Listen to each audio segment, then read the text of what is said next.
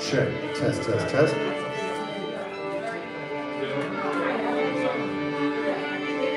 Test, test, test.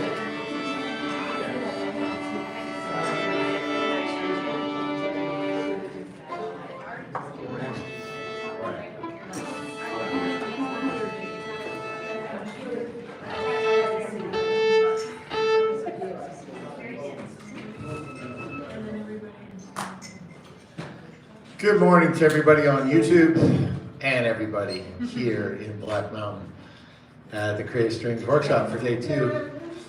So let's get you all with an A going on here.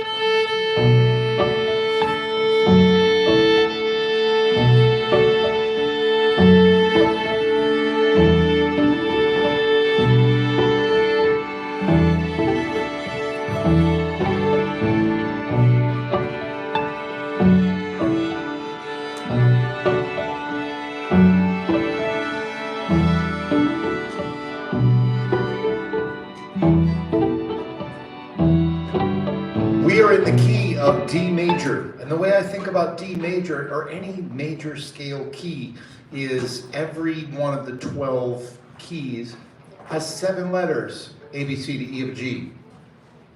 But some of those letters are sharp or flat, or right? And so I like to think about the key of D major as A, B, C, D, E, F, G, when C's and F's are sharp. So if you know where the C's on your instrument are, or if you know where the F's on your instrument are, then they're sharp. The C's and the F's are sharp. So I don't think about the D major scale just like, which is the way we practice it out of a book. I think about it as being millions of possibilities, right? So every note I'm going to play, just as an example, is just only those 7 notes, A, B, C, D, E, F, G, 1, C, and F are sharp. Okay, I'm just as an example to show you what those millions of possibilities, just a fraction of those millions.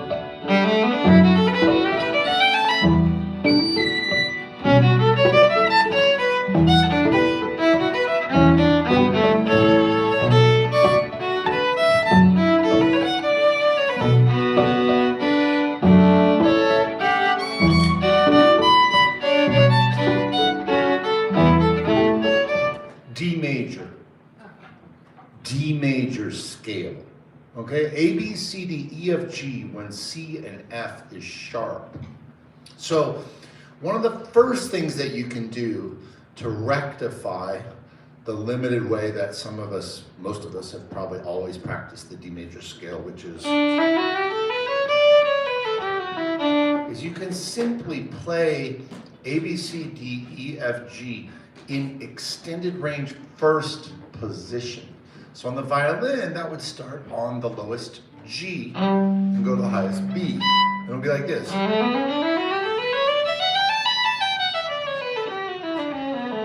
And if you're advanced, you could do that in thirds, fourths, sixths, sevenths, seconds.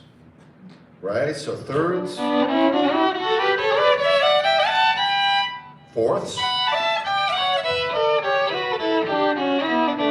sixths, sevenths. Oops, I'm gonna practice seconds.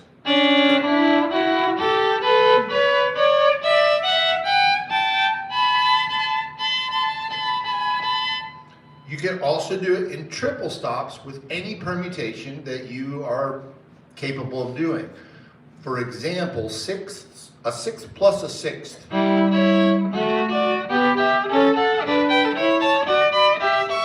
Right, for example, right? So what I want you to start with is just finding D major in extended range first position at your tempo. Go.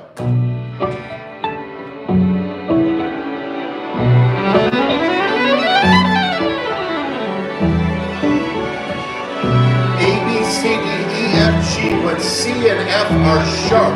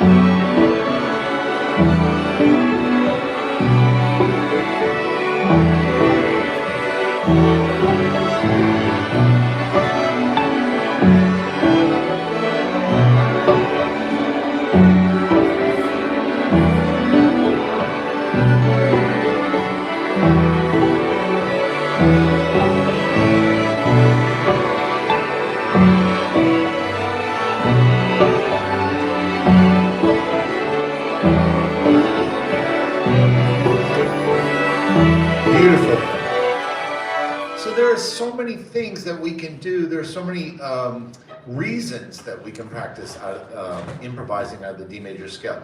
And one of those can be to explore our improvisational language. Another is to work on technique. And another is to just internalize the possible relationships within that tonality.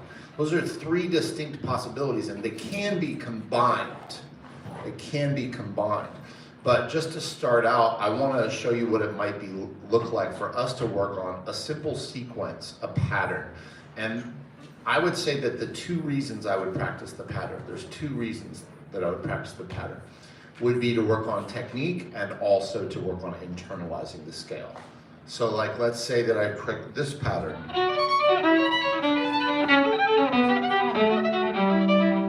That's helping me learn. That's helping me to internalize those relationships, those possible iterations within the scale, but it's also helping me work on technique. Let's do a simple version of that. You can do it with me. I'm going to start on the note A, and it's going to sound like this. So you play after me, and then we'll do it together. You play it on A. On B.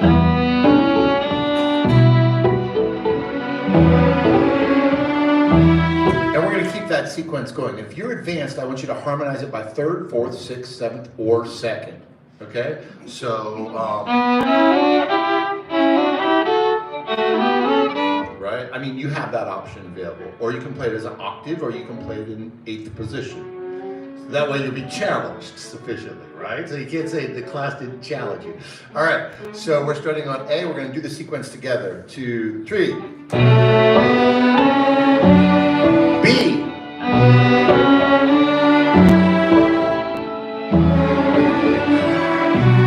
Improvise your bow.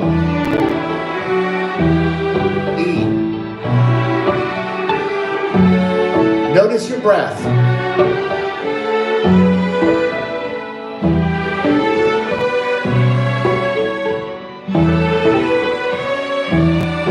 Notice your bow arm.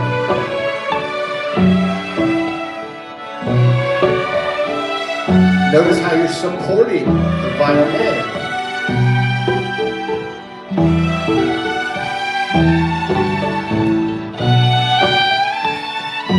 Down from B.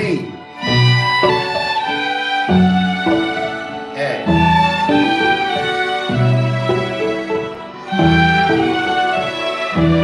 You might notice I can do many different bowings. Some slurred, some separate.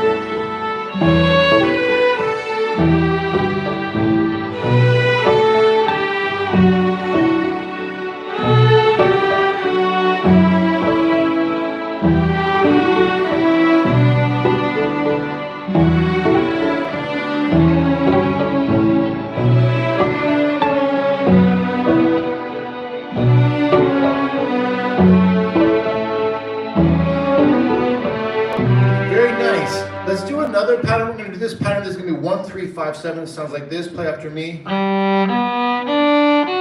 You play. A, you play. Very nice. It's okay if you don't play it exactly right. Don't worry about it. If you play a different note, I don't care, right? It's because you can still get value out of this exercise. It's not, the point of it is not for you to play every note the same or whatever. This is your practice, right? Each one of you here, this is for you. It's your experience. Don't worry about the person next to you. But I do want to give you another suggestion that has to do with the bow arm. So any of us that have ever played in an orchestra before, we have probably had a conductor, and that conductor will often, if you've ever played in an orchestra, then, and not everybody here has, and that's okay too, but the conductor will often sing the line. The reason they sing the line is they say, make it sound like this. No, no, ni. Right? And usually their singing voice is horrible, just like mine. But it's meant to convey that there's a certain kind of articulation and there's a certain kind of like trajectory of that phrase, right? So, so if I make that, try to make that sound with my bow, I think of that as being a very connected sound, right? There's not a lot of swelling going on. There's also not a lot of like breaks in between the notes. They're connected. Sostenuto, we say in Italian, right? Sustained. Right? So, but the reason we sing it is to get a vision for what it should sound like. So the Platonic idea of like, what is this, what do we hear this line as sounding like? It's an idea. The real challenge is for us, first of all, to make our bow create that idea. But then also, first of all, and even to know whether we're doing it, we have to be aware. What does it sound like when we play it? So I invite you to notice the connection, to notice the sustain. And if you want to challenge, then you can make it sound like that, the way it's sung, but with a different bowing every time. So.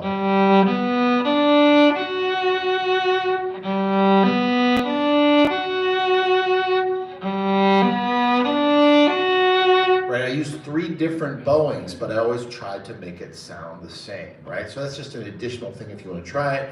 Let's do that pattern on G. Ready, go. A.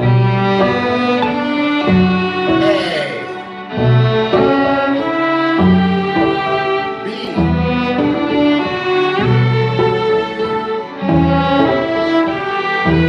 Any fingering you want.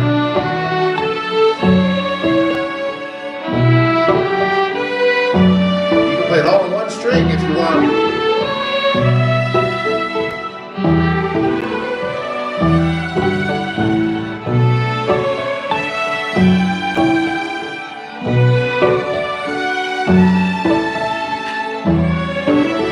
Come down from B. So Sachi and Dalton, you can do this in 3rd position or 2nd position if you want. You don't have to, you can stay in 1st position. You're trilling every note.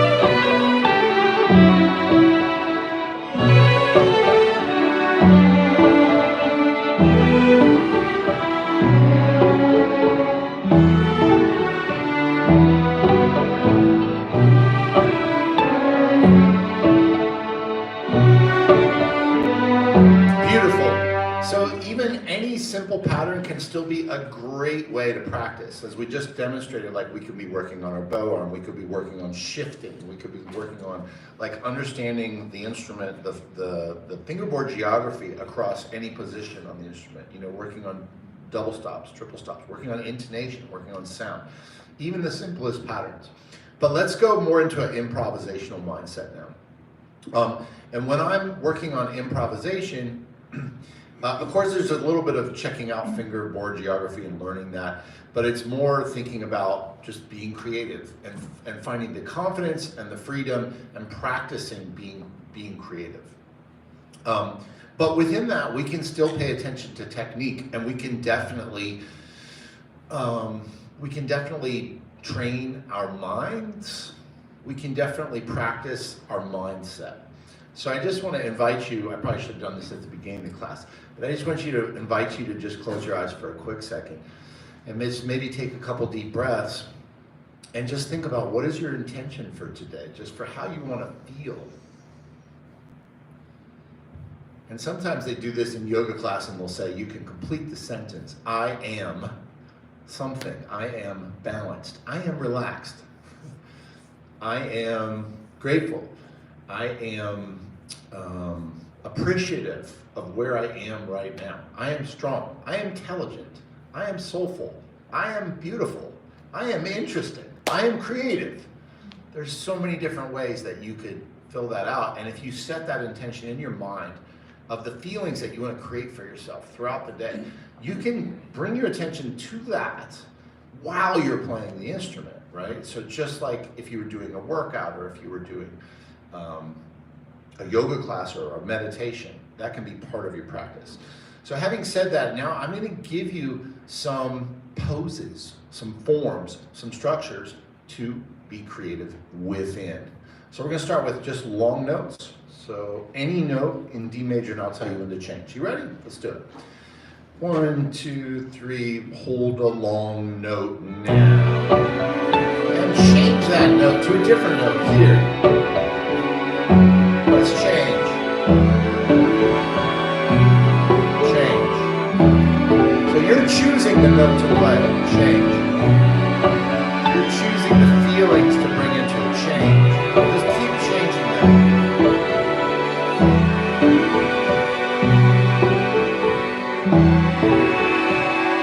So as you're improvising, you have the agency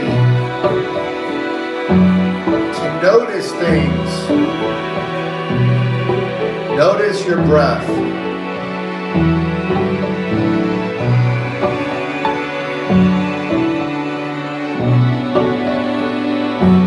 Notice your sound.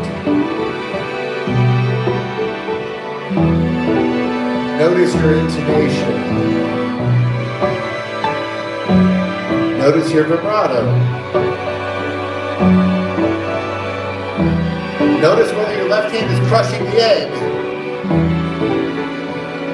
Notice whether your left hand is gripping too hard.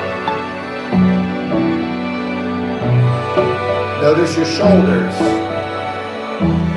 Notice how your instrument is being supported.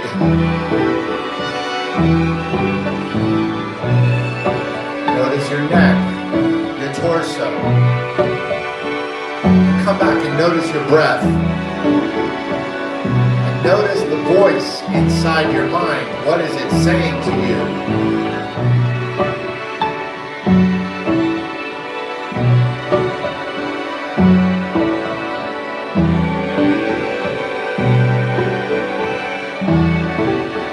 Twice the speed and change, change, change. Any bowing you want.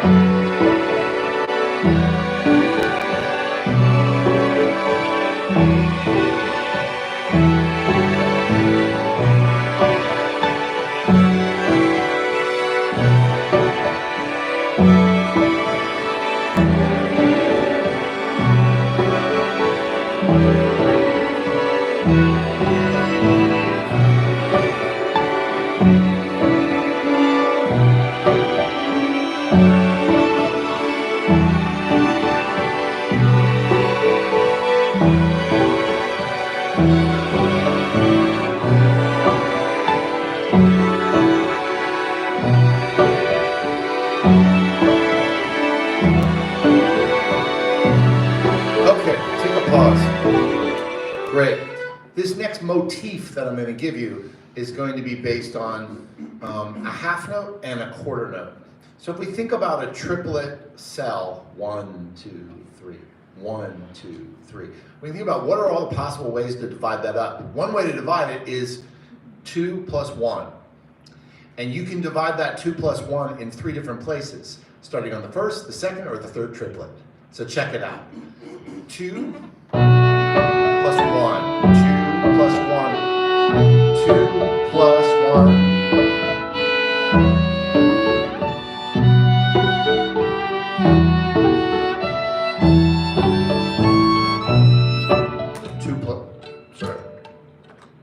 2 plus 1, starting on 1. But what if we did 2 plus 1 starting on 2? 1.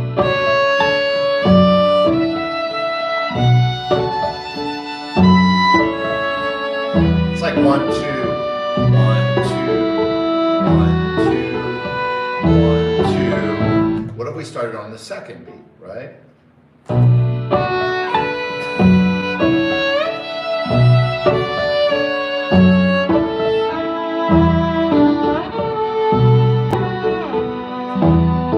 And finally, we could start it on the third beat. Okay? So I want you to explore that motif. And you can do it in any of those different ways. You can do anything with your bow that you want. Okay? Here we go. 1, 2, you got it.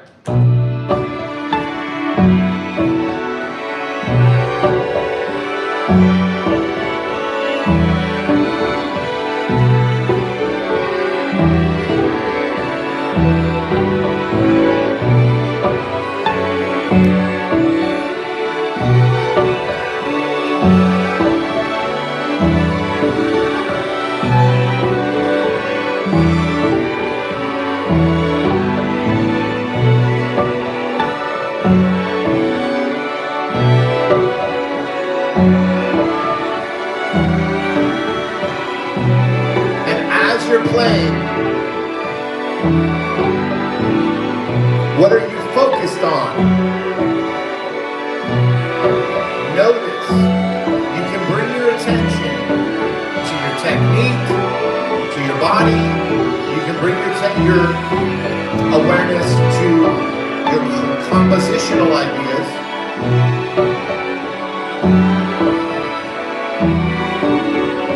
Or you can bring your awareness to the execution,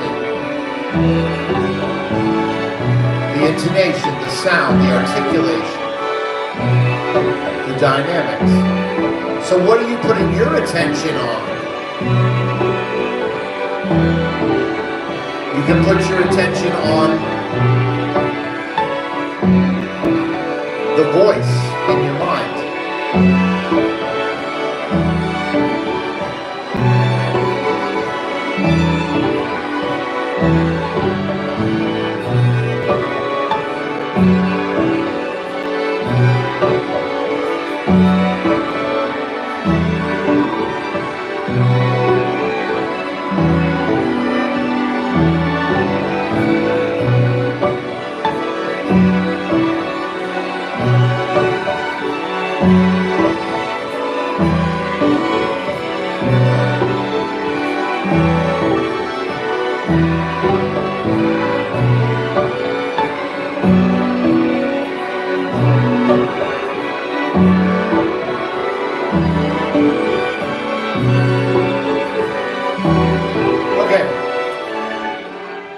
So for a new pose, a new form, a new structure to inhabit, let's think about now some of these durations of rhythms that we have available to us. We have 1, 2, 3, which is a dotted half note. We have 1, 2, which is a half note, and then we have quarter note. You could also do eighth notes. So I'm just going to demonstrate.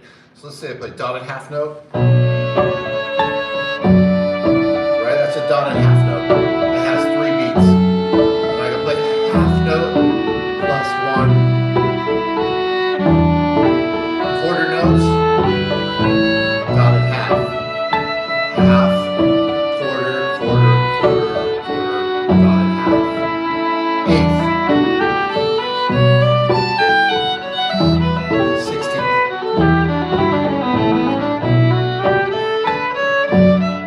Rest. Rest. Rest. So I want you to use any of those.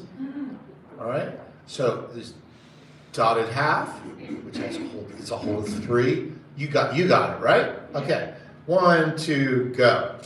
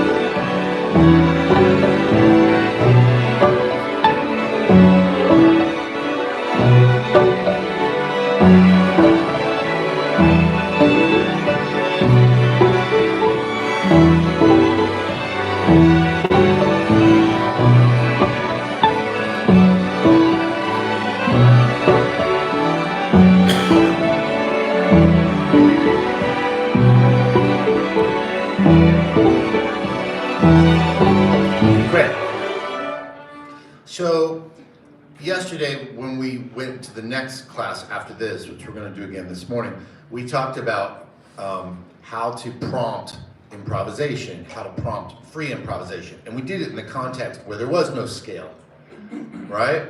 And I said the reason was because then if we're not thinking about a scale, then we don't have to think about it. But I think that in the context of D major, at least, you're probably somewhat comfortable. So if you remember the 4 buckets that I talked about that I used to find the parameters for prompting constraints or poses or forms or structures, right? These are, I call them elemental forms. They're not tunes. And the reason I like to practice elemental forms is because tunes require a lot of thinking. They require a lot of learning, right? So there's times when you want to just spend just learning. Just like we were just, well, I need to learn sixths in D major, right? You don't want to try to be creative with sixths before you learn them. You want to learn them first. So that's like take 10 minutes and just practice sixths, right? So anyway, I digress. The point is, I gave you 4 buckets: emotions, techniques, musical elements, and everything else. So right now I want to use some musical elements. So one of the musical elements is phrasing. Phrasing is an element of music. It's an element of music, phrasing. But as soon as we think about that, it's not clear how can we use phrasing to structure our improvisation. So I'll give you a couple ideas. One way is to think about the amount of notes in a phrase. I define a phrase as something that has a beginning and an ending, and there's a stop at the end. So I'm going to show you. So this is a 1-note phrase. This is a 3-note phrase. You notice at the end of every phrase, I take my bow off the string. Here's 5. 5 notes, right? So you can think about how many notes are in each one of your phrases. That's it. Just notice it. Okay? 1, 2, 3. And you don't always have to start your phrase on 1, by the way. That's another thing, but I'm getting ahead of myself.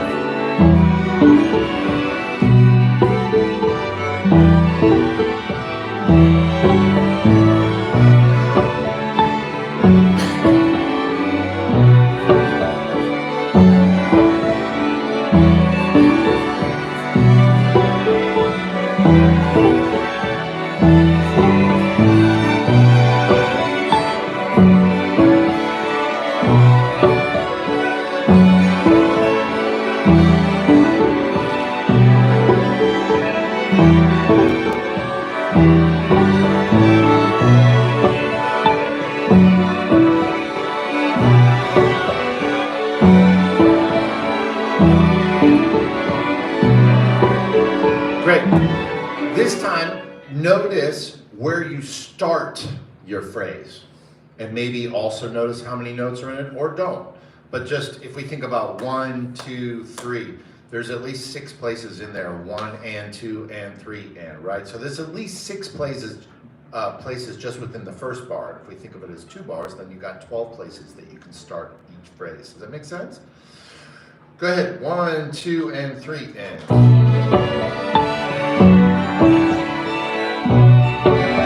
Noticing where you're starting a phrase. Because then maybe you'll start it in a different place.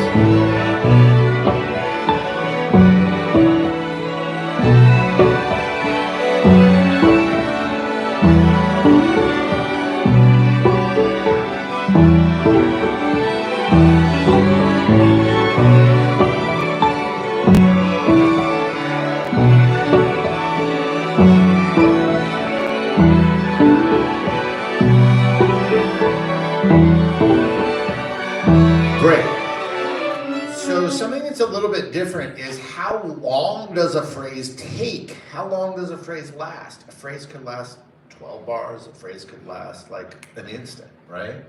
So that's different than the amount of notes you have in a phrase, because you could have one note in a phrase that lasts for 4 bars, but you could have like 10 notes that happens really fast, right? So just combine that if you want. A couple other ideas that you have is you could think about phrases that go up, phrases that go down. You could think about phrases that are composed of huge leaps and different melodic shapes, right? So I'll just give you that for a couple more minutes to work on this, and we'll change the group. 1, 2, 3.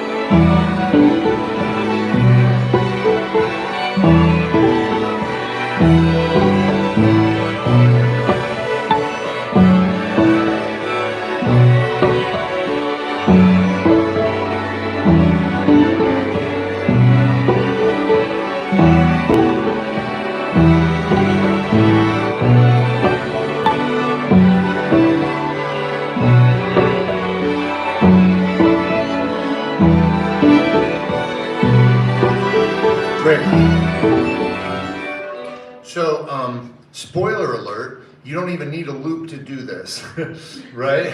You don't even need a loop to do this. Like, you can do all these things by yourself. You don't need a chord progression to do it. You don't need a groove to do it. That's why we do all these free improv things later, right?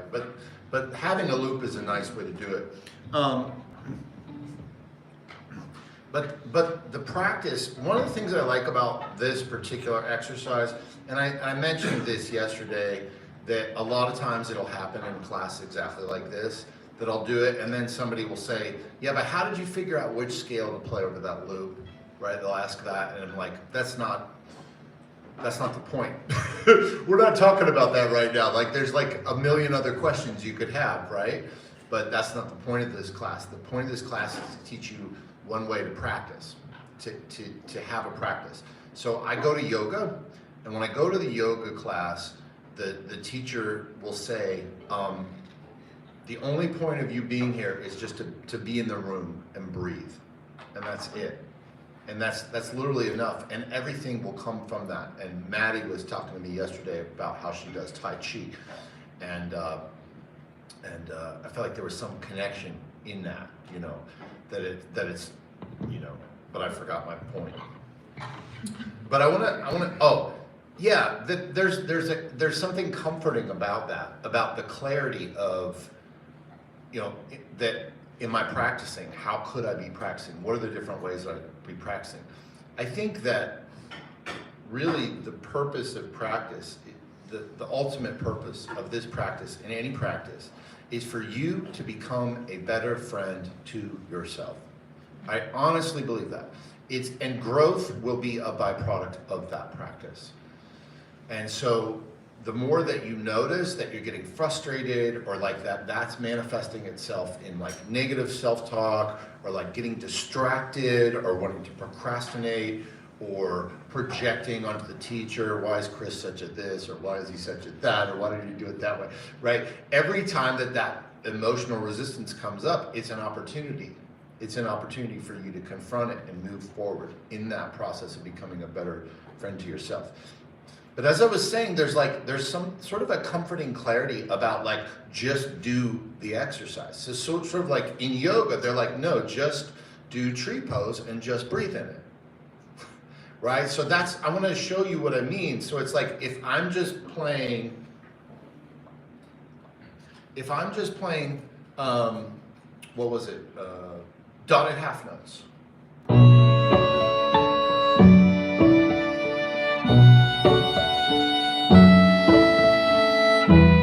That's the practice, period.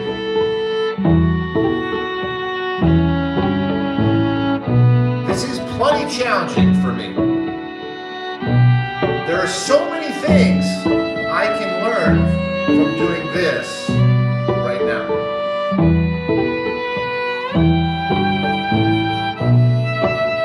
And any of the other forms that I give you, they are sufficiently challenging for sure, for anyone at any level, including me, right? And some of the forms, they may be too challenging for you, and that's okay. And if so, you can modify it to your level. So like if they're like, somebody's like doing some kind of headstand thing and they're like twisting their leg in yoga class, well, I can't do that, but the teacher will say, we'll do this instead. So there should always be a way for you to access the practice. Now that is going to be different if we're talking about a song. It's going to be different if we're talking about a certain type of groove. Like we're playing in 13/8 at like 300 BPM, you may not be able to access that. And again, that's why I'm giving you these tools. For those of you that feel like that you're excluded from participating in certain types of structures and certain types of forms, certain types of songs, because of the harmonic complexity, and or because of the rhythmic complexity, and or because of the technical barriers, right? So as to say, you have access to this process, regardless of your technical level, regardless of your harmonic knowledge or your rhythmic knowledge. Meanwhile, you can practice those things and you can build them to wherever they are, to wherever they get. Because rhythm is infinite, harmony is infinite, and it's a journey. It's a journey. You don't get there. I'm not there. There's always more to learn, right? It's like, I know how to improvise. No, you don't. I mean, I know how to play jazz. No, who knows how to play jazz? Nobody knows how to play jazz. It's it never stops, right? So, okay, let's get another groove. Let me see if I can find another groove here. I want to see, actually, if there's just any questions or observations about any of this. Yeah? One thing I noticed, and this is part of one thing I'd like to get better at, is when I always am very good at feeling a pulse, but I don't know where the beginning of the measure is. And when I was doing this, I was like, oh, it's the lower note that starts the measure. But I don't know, but still, then when I started doing different patterns, is there some suggestion to getting better to knowing where I am on the beat, whether this is beat 1, 2, or 3, because, and then subdivide it, but I never know where I am. And if I'm syncopated with the beat, I'm automatically starting to count with my 1 being the 2. So do you have any suggestions how to get better at that? Yeah, I would say practice that thing, like bringing your notice, like noticing that is already the first step of that, and then being like, okay, so I want to work on that.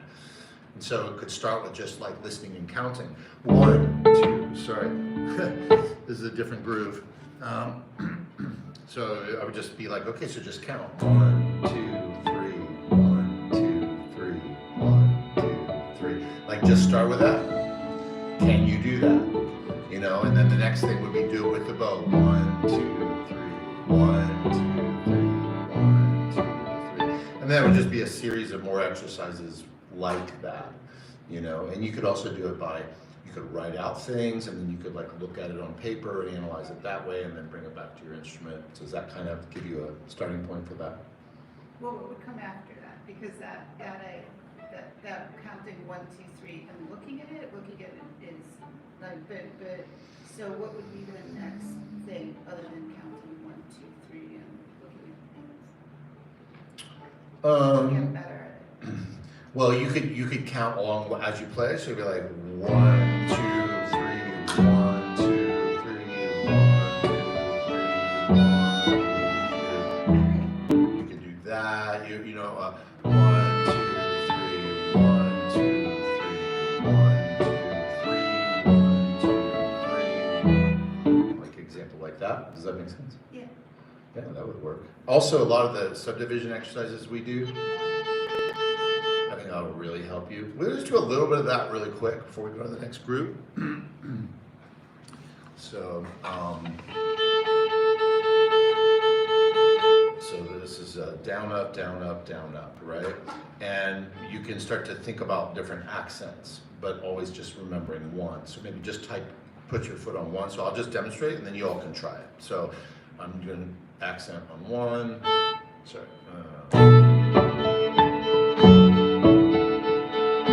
Now on the second subdivision.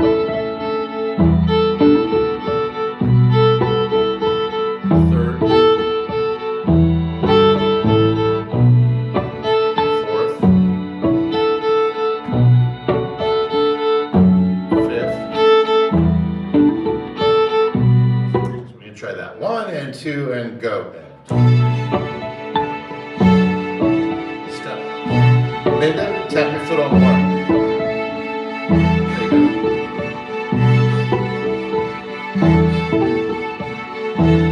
go. And 2 and 3 and 1 and 2 and 3 and 1 and 2 and 3.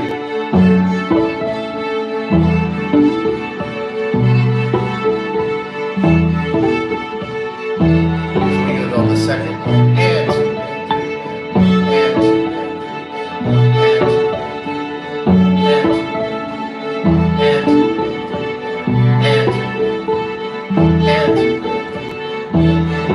no, on 2 and 3, 2 and 3, 2 and 3, 2 and 3, 2. Now we'll do 2 and, right? So 1, 2 and 3 and 1, 2 and 3 and 1, 2 and 3 and 1, 2 and 3 and up. Great.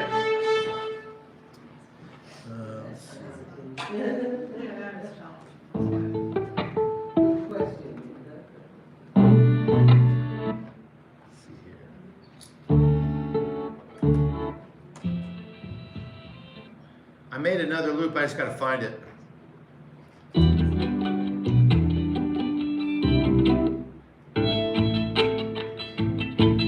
There we go. I was here at 8 o'clock, what can I say? So, actually this was a pre-existing loop, but I chose it. The other one that we did, I made this morning at 8:30. So just a different groove. We're not in 3, now we're in 4. I just want to give you a few minutes to kind of review some of the things we already did and just do them, but in this context, a different rhythm, a different tonality. So I'll just explain it really briefly, that this is like an A minor chord.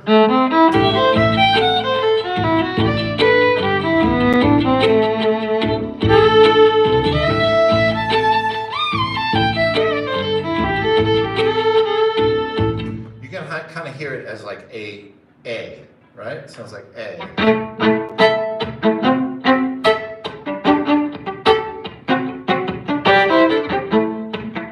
It's that kind of vibe. The key signature is 1 sharp, F sharp. F sharps, okay? So A, B, C, D, E, F, G, when F is sharp, And then you can practice any of those different things that we were working on before, like different rhythms, different improvisation, different durations, using rest, not using rest, working on, you know, your subdivision. Yeah, just do what you want. I'm going to switch it to this other chord at a certain point, but it's still the same tonality. So there'll be this one. It's over a D, but it's still the same tonality. Okay? So you got it. 2, ready, go. Your runs and your ponies.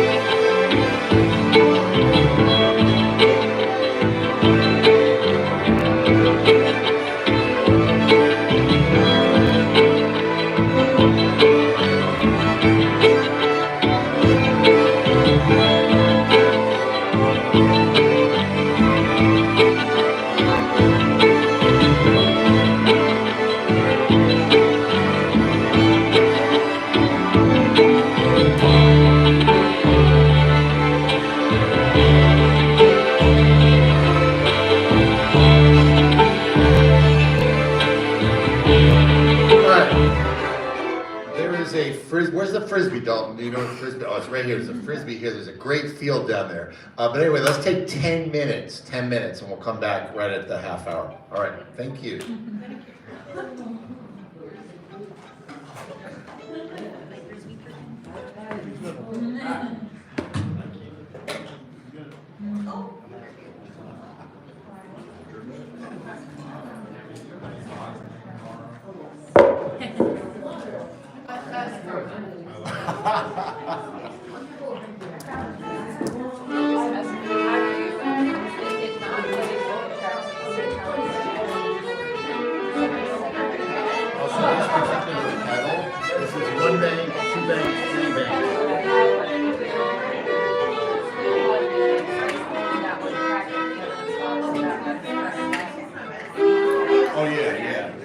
Because there's different modalities that so I only use one modality for my pedal, and it's basically like I don't use sync and they're not all synced together. So this is like one, it's one bang, and this is one bang.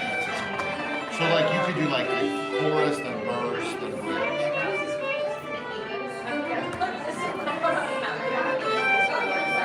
Well, there's tones that I don't know about. That's all I use. Well, this is Maddie. Yeah. But I will play with you later. I mean, yeah, go with Camie. I mean, I don't know, Maddie. There you go, Dalton. Now you're ready to play. Okay. Like this shoulder.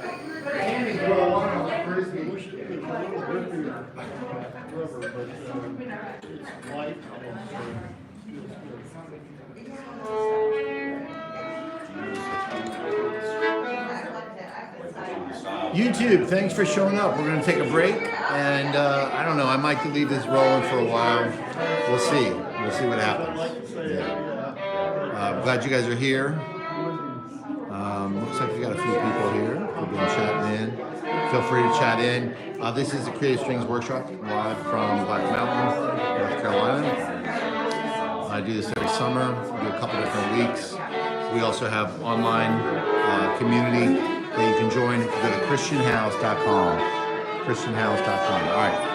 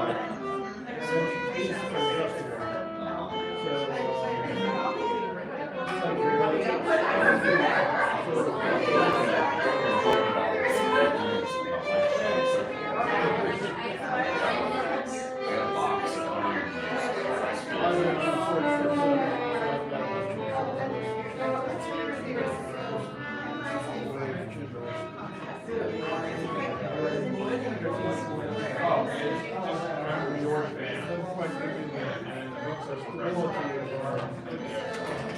kind of is very similar to yeah.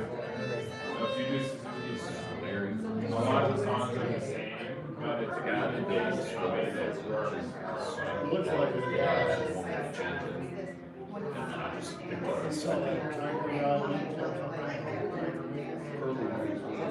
Yeah, right. It's all the same species, it's just a green pattern. Well, this is even to agree.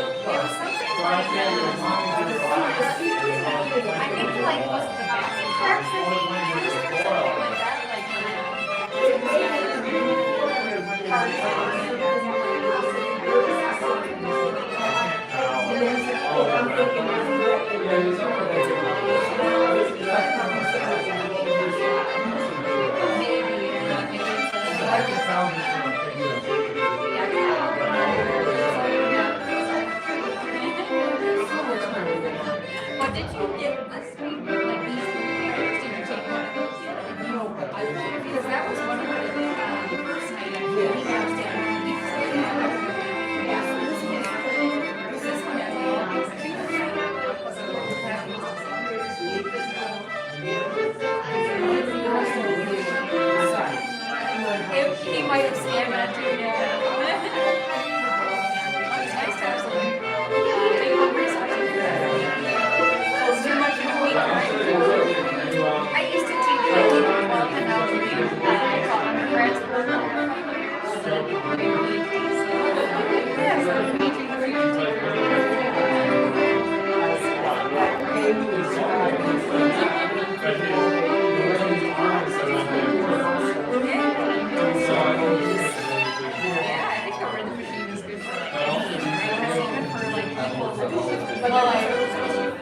yeah, because I saw it at a conference once too, and it's like unexpected possible, so great improv, but that's all it is. And you have to use more improvisation, it's like, let's just do this. I'm gonna start guessing, you know, and that's all, that's what it is. Like, you don't have to say a word, right, and then just continue. Yeah, you can base it off of anything like this, yes.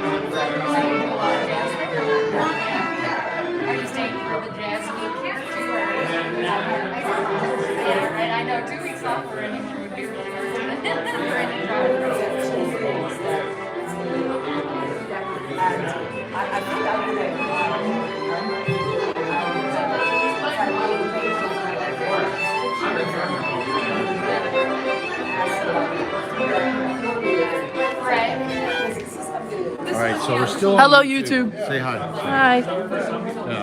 So we're gonna get this next part.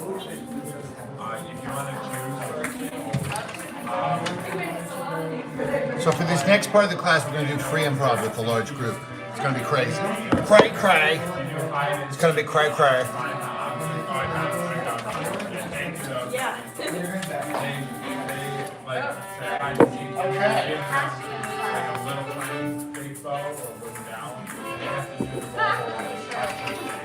But you do it with both holes.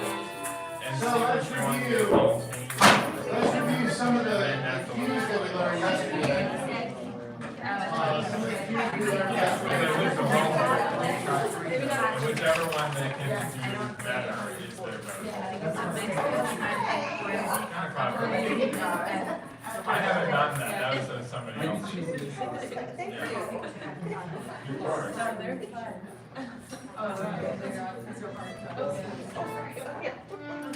Welcome back.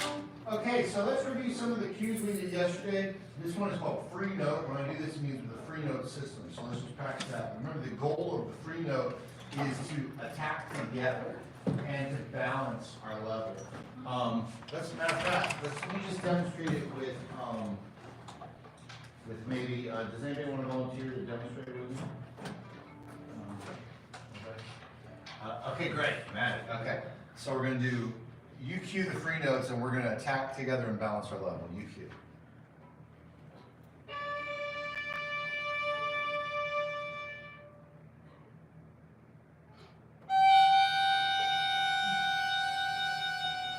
Great, thank you. Thank you. So, right, if we're trying to attack it, we didn't attack perfectly together. I didn't call it, wasn't good, but it's the balance and the attack together. So let's try that. Free note.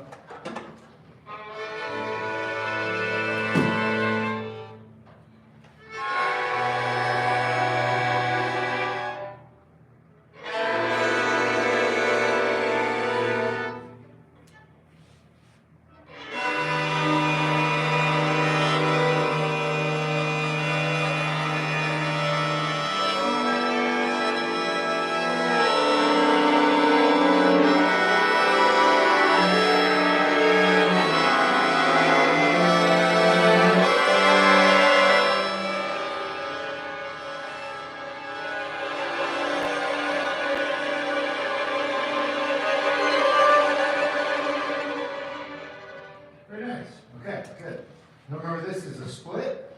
Split, so now we have two groups. So free note.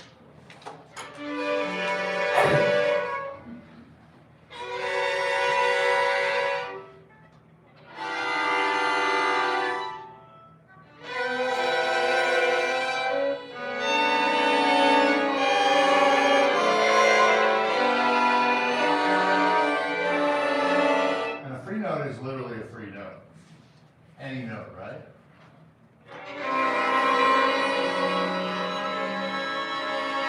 So is there a wrong note? Nope. There is no wrong note.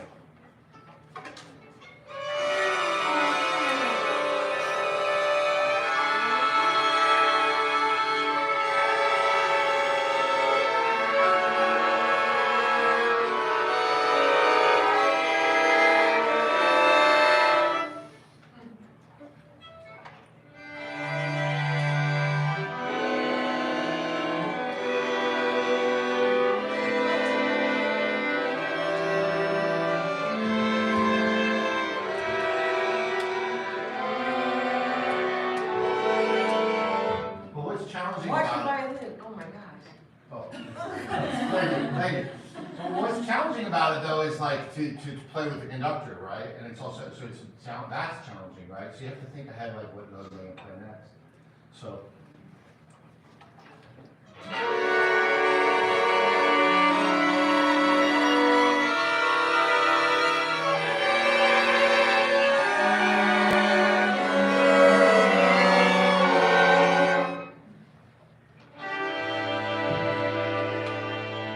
Another thing about this, we practiced this yesterday, but another thing that's challenging about it is just having the awareness that you can change the bow on a long note, right? So you don't have to worry about running out of bow because we just do this. lot of times we don't remember that, so we end up not using enough or whatever. So let's just practice that.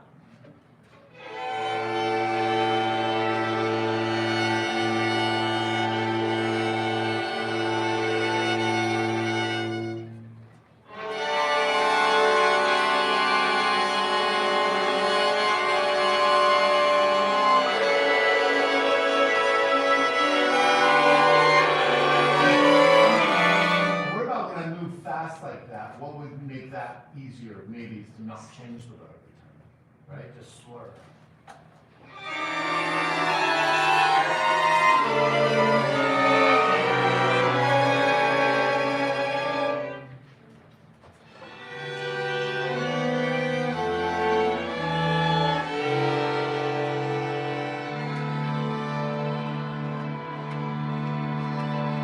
It's so much better now, just after we practice a little bit, isn't it? Right? Okay, cool.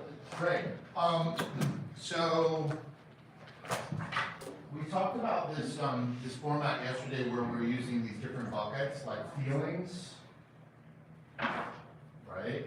And we talked about the idea of free association. We practiced it first with words, where I was like, say the first word that comes to your mind, and then you just say some whatever word comes to your mind, right? And then we practiced it with notes by playing on your instrument. So I'm just going to share some of these cue cards and just see what happens. Okay, so we're keeping the split alive for now. So it's only this group. Ready?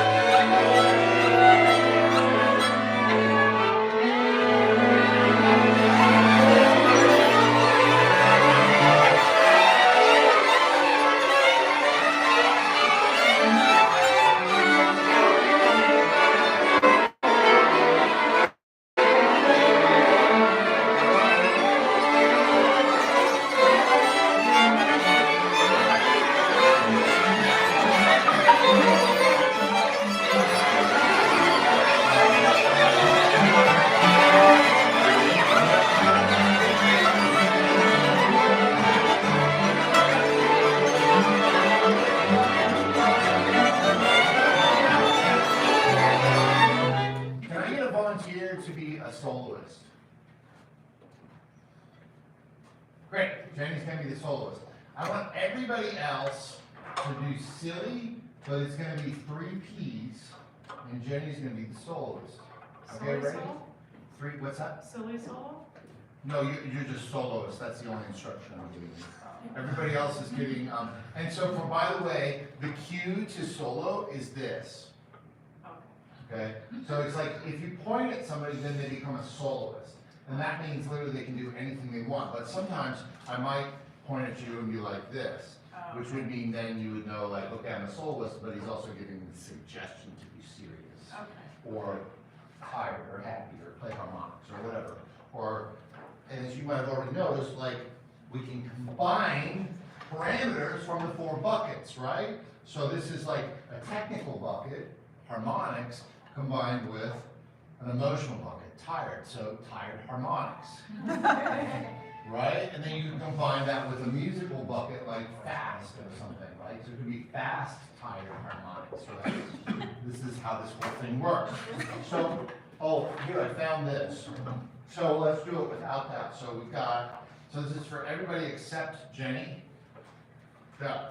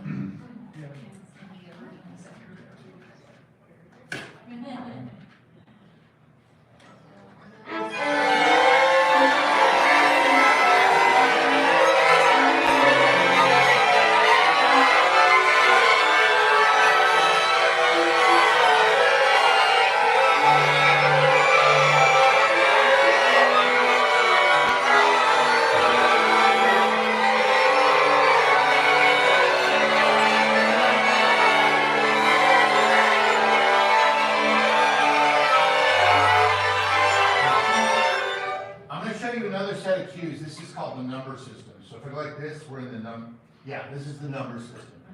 All right? So this is C, D, E, F, G, A, B. Okay.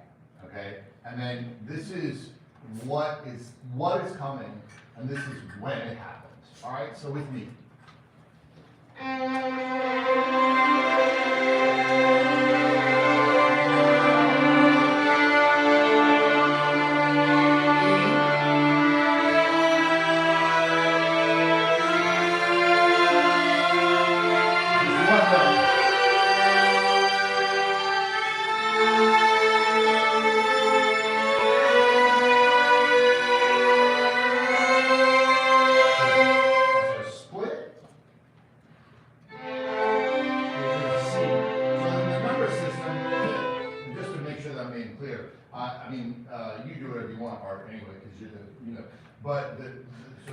The suggestion that I'm making is, so you're gonna play this note at that time, right?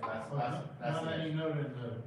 not in the chord, just one note. Yeah. Oh, Yeah, but I loved hearing what you did though, that was cool. So say, yeah, so we're just playing C. And then now this is what's coming, but we don't play it until, right, so you're holding that note.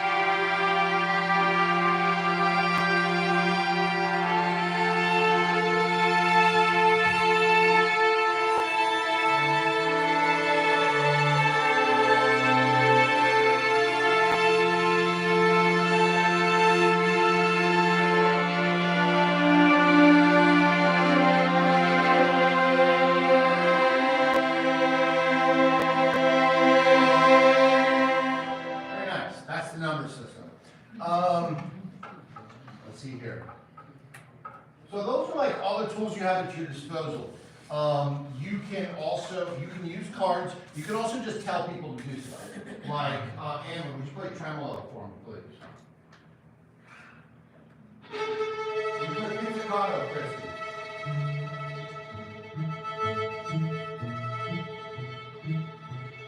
Doug, will you make sliding sounds? Alva, will you perform as if you've written an original viola concerto in the neoclassical romantic style?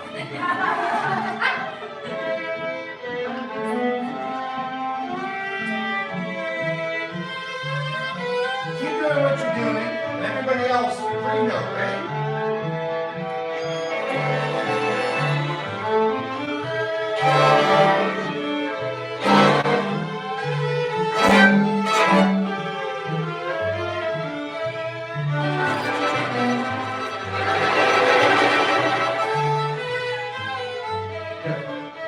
See how that works? Yeah, that was cool. And I could have brought in the number system if I wanted, right? And I could have queued out anybody. So, and I just told people what I wanted to do. So that's all getting us to this next thing, which is who wants to be the conductors?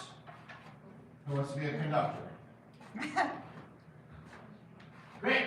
Wendy's going to be one of the conductors. I want one more conductor. We're going to do a 3-minute piece. Great. Was that Jenny? Yeah. Did somebody else say they want to conduct? All right. So for the conductors, there's a couple ways that we construct. Well, there's lots of ways we can structure this, right? But I'm just going to point out a couple obvious ones. So I would suggest that we might consider doing the split. So Jenny's this side, Wendy is this side. It doesn't have to be that way, but I'm just saying maybe we could try it that way, right? Now you've got cue cards, you've got signals that I showed you, and you can also just talk to people and tell them what to do. Can we talk to each other? You can talk to each other, yeah. Whether it's a collaborative or a competitive antagonistic relationship between the conductors, that's like a whole other set of parameters, right? So you guys can decide. All right.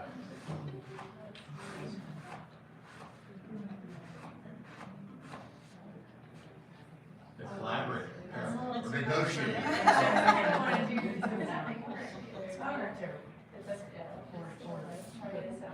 All right, it's a world premiere. All right, YouTube, it's a world premiere. All right, guys. Please smash the like button. We're gonna start on this side. Please remember.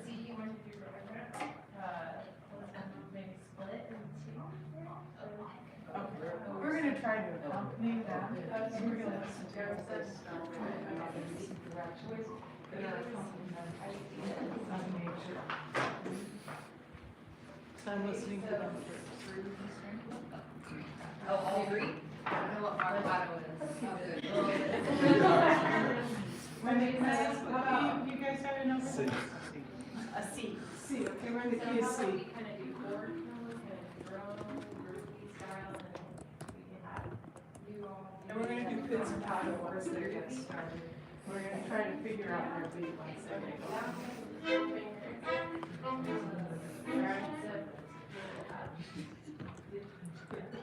Okay, we're accompanying you in pizzicato once you guys get started with whatever you do. Okay. But so we have to listen to it first, or I do.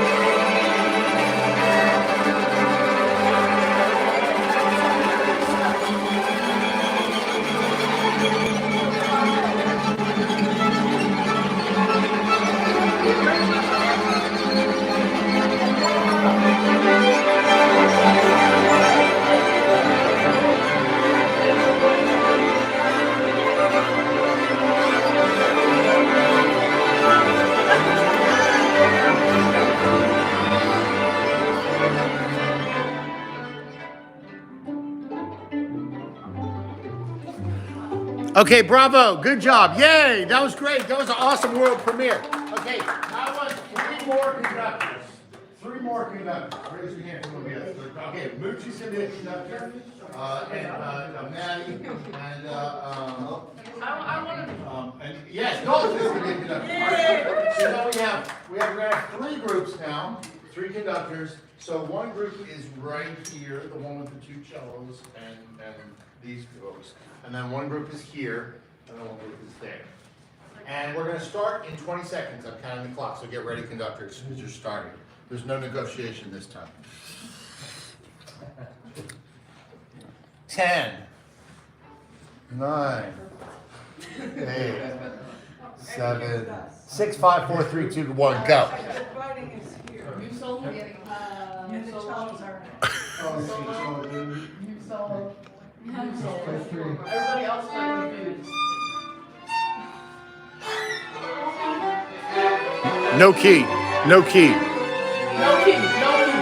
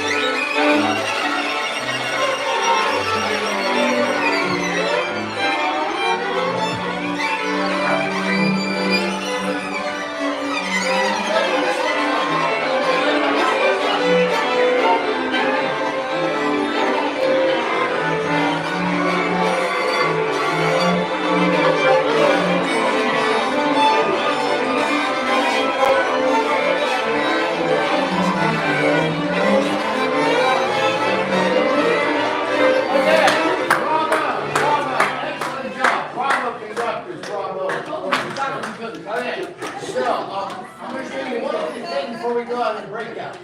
All right, so this next thing that I'm going to show you before we go on to breakouts is called the sentence game. So I just need two volunteers right here. We got Jay and Doug. So this is how the game is played. You say a word, then you say a word, then you say a word, then you say a word, then you say a word, so you say a word until somebody says period. The objective is to make a sentence. Is that okay? Are you good with that, Doug? Okay, so you start. Abby. Yes. Dog. Is. Baseball. Okay. Period. Oh. That was perfect. That's the best sentence ever. All right, Sachi, will you go with me? Yeah. Okay, I'll start. Today I will eat. hot dogs. Period. There it is. Perfect. That's a great sentence. All right. So that is a sentence game. Now I need two volunteers, Christy and Delia. We're going to do the sentence game, but with your instruments. So you play note, you play note, you play note, you play note, and somebody says period at some point.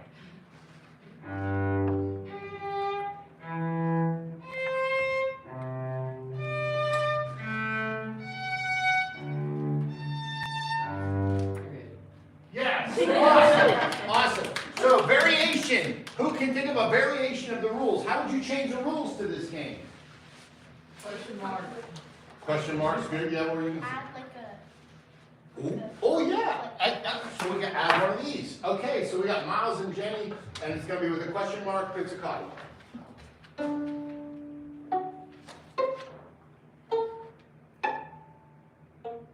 Question mark.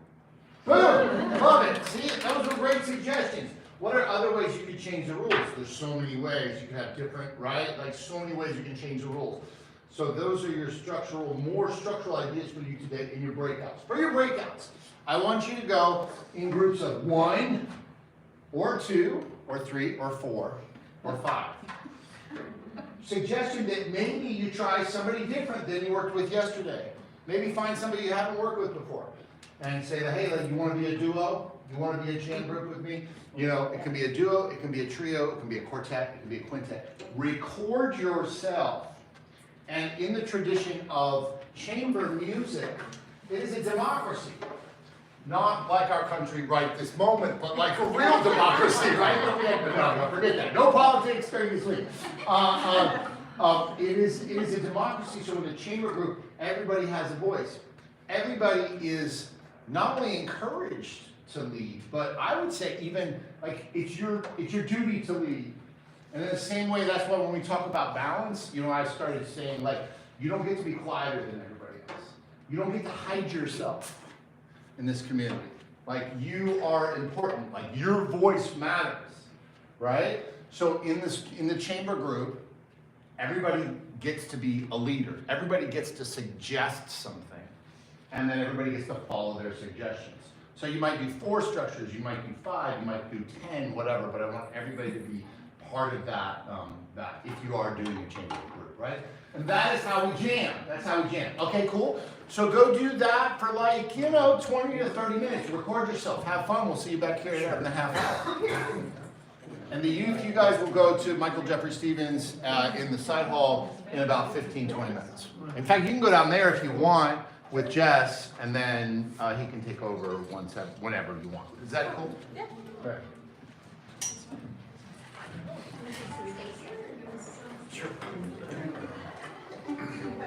Yeah, I would say find a space that's like your own space, you know what I mean? Half an hour.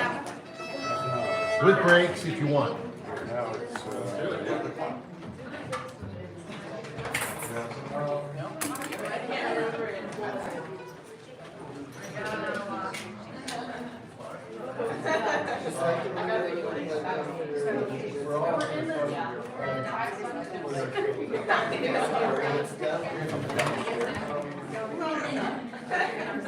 So as you can see, YouTube, these are some of the things we do at the Creative Strings Workshop.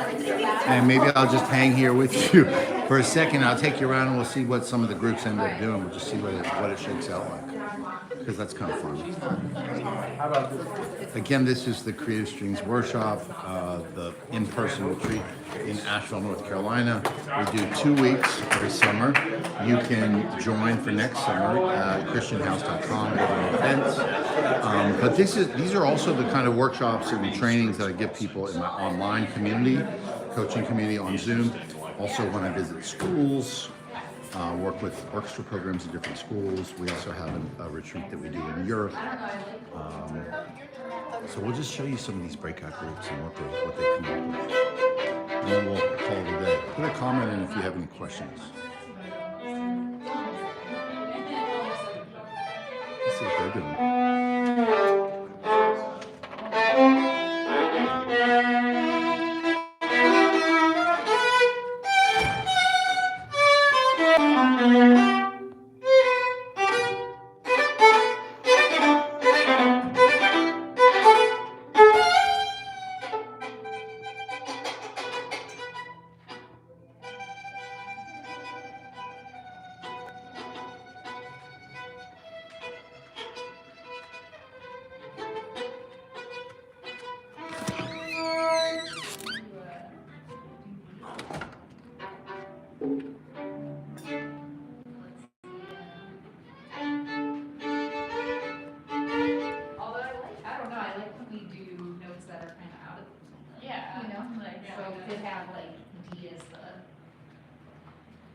Started it, but then adding more roots to it to make it more like groovy. Reminds me of like funky kind of, like adding those like jazzier notes or things.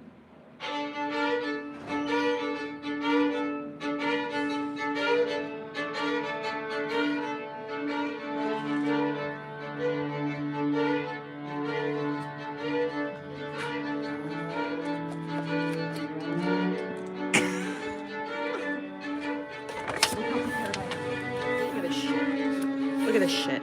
Look at that. Look at this. Thick. Look how thick that is. Yeah. Teachers, we are organized here.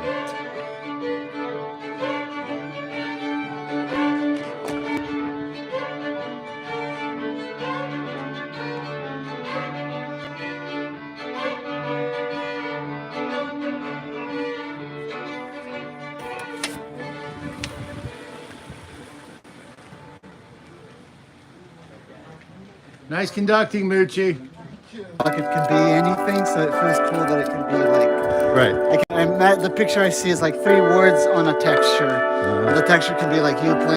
Yeah. Right. Or yeah, like a forest. It's not enough to just have the buckets, right? Yeah. Because there's also these other dynamics. It's Yeah. like the sentence game is a different structural, and then there's like antagonistic, there's collaborative, there's like, are you accompanying and soloing or not? Yeah. There's like, are you using rest or not? There's like, you know, with time, without time, with tonality, without tonality. You know, there's like all these other aspects, which those I feel like there's parts of it that like I haven't kind of wrapped my brain around, like the final like encompassing like this is it, you know.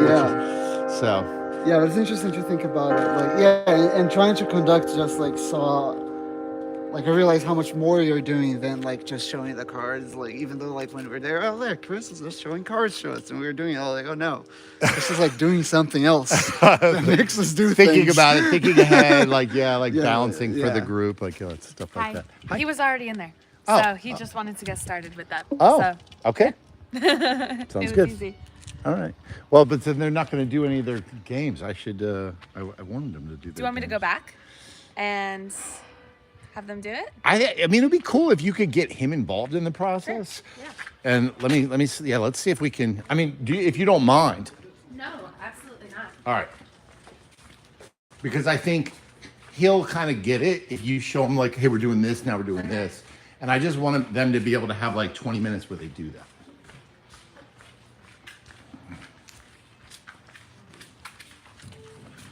Zen Master, Uguay, Juan Kenobi. Guacamole. So I wanted to ask, because the kids, they just got a bunch of instructions from me about the kind of like improv games that I wanted them to do, but you weren't privy to it, but Jess was, so I was gonna ask, only if you're open to it, if Jess could kind of like help facilitate them doing some of them, and you kind of see what they're doing, and then you kind of take over with some of that. Are you okay with that? Oh, yeah. And like in a few minutes, and you can kind of, but the idea is for them to do like 10, 10 different improv game structures. And so the idea is that we're setting the structure, right? Like you guys know actually, right? And we want everybody to take a leadership role in it, like of some kind, and be like, okay, this is my idea, let's try it. Does that kind of make sense? Are you good with that? Yeah, I was looking around to see if there was a piece of paper anywhere that we can write things down. Oh yeah. Yeah. I might have some paper. But even if you just just like even have like 10 minutes or whatever, and then just kind of like, and then you can jump in and take it out wherever you want. And feel free to have a break between now and 12 too, if you want. Cool. Are you guys good with that? Yeah. Can I go to your master class? Do you have a master class like at 11:15? So at 11:30, basically, I'm just going to do reviewing these groups. So it's going to be basically what you're doing right now. Oh, okay. So there's no master class today? Right. Yeah, that's kind of what this is basically a master class on improv, like an improv master class. So, but 11:30, the adults will come back and basically do the same thing that you guys are doing here. Like, I'll just be reviewing. Master class, like classical class. Yeah, it's kind of like a coaching, you know, it's just, not like yeah. Jillian Bowers doing that. Right. So, okay, cool. Thank you guys. It's gonna sneak in there, but I'll come back later. Anyway. I want to see what Michael referenced with Stevens up here. Oh, so he'll be teaching them some other things too, but I'm kind of want them to do some of these, this game improv on their own, you know what I mean? And Jess was kind of hired to like supervise the kids and help facilitate some of that stuff. So, anyway, all right, have fun. Wait, I'm gonna find some people that are for YouTube. Oh yeah, they're playing right here. Okay, we're gonna find some more people that are doing some free improv stuff. Let's see. Here we go.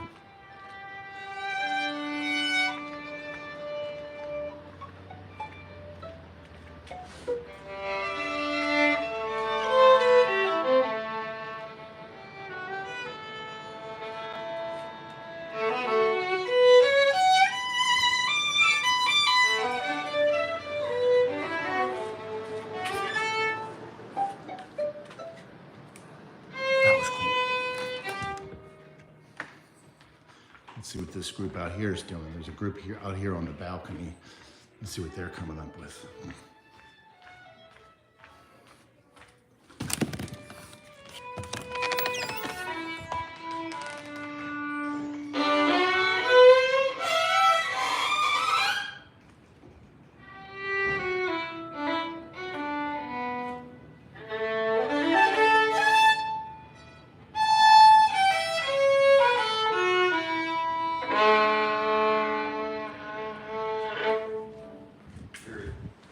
Yes!